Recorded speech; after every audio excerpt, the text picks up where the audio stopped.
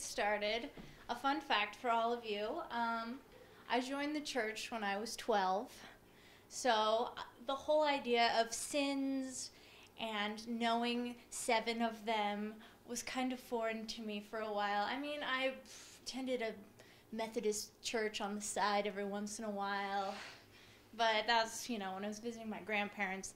Anyway, I really didn't know what the 7 deadly sins were, or really any of those axioms that people throw around all the time, like the golden rule. I'm pretty sure was don't eat food on the ground. And I had convinced myself that 7 deadly sins were just like the top 7 things that you yourself were aware of that were bad. And so, like, for example, I knew that one of the 7 deadly sins must be don't wear white after Labor Day. Another one would be don't sneeze on people. No double dipping. If you have nothing nice to say, only tell your sister. Toothbrushes and underwear are not meant to be shared. And one I've always believed in but came especially true this week, don't hit people with your car. Now, I did not hit people with my car because I don't have a car, but I was hit by a car this week. And this is probably not the greatest story to tell Mike and Garrett because they've heard it, but for the rest of you, I was hit by a car this week, and I believe that's all the sins right there. Somehow, yes, that is lust.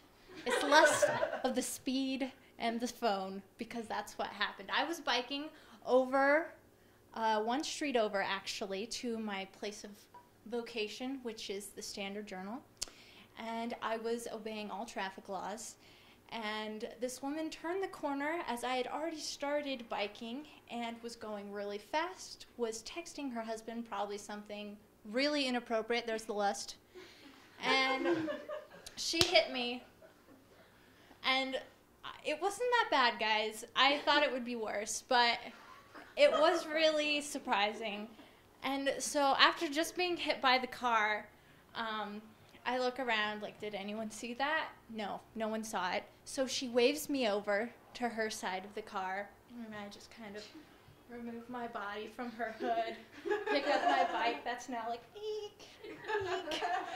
And I go over, and she's like, are you okay?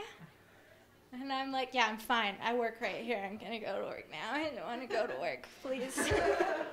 And she looks at me and she's like, you don't look okay. I'm pulling over.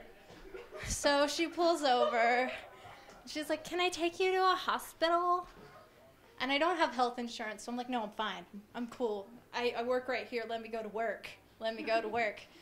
And she's like, can I get you anything to eat? And I had food poisoning the night before, which was sin on my part, gluttony. I wanted Mexican food. And so that was completely on me.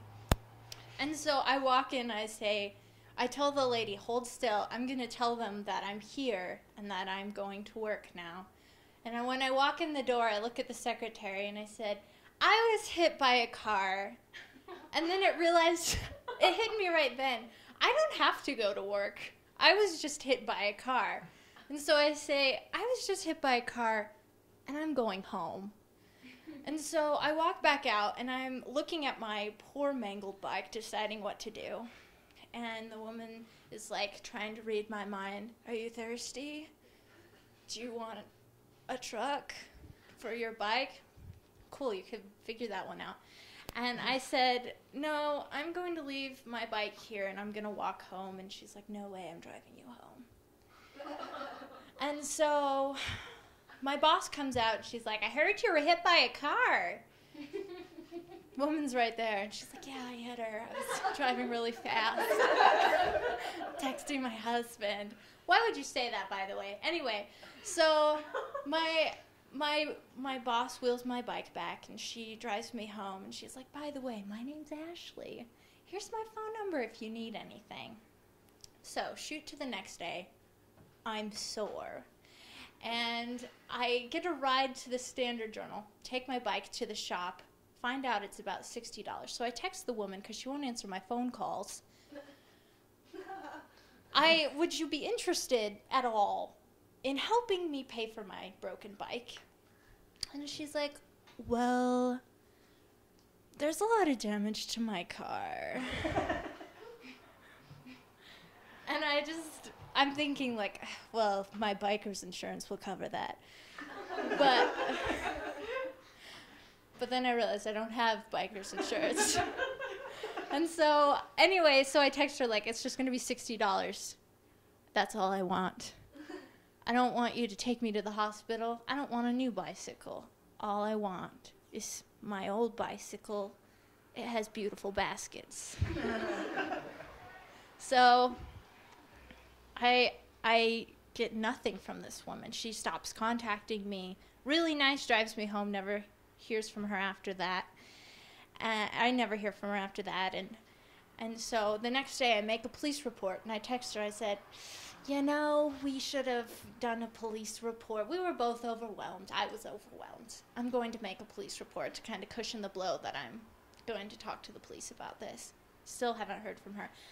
And to be honest, I haven't heard from the police. But I realized that the sin comes down to me because really I feel entitled now. I've come down from this place on her hood, and I realize I feel entitled. I feel entitled to now more than a bike. I feel entitled to justice, and I feel entitled to an apology, which I won't get. But really, all I want out of all of this is my bike to be fixed and back to me. That's my story.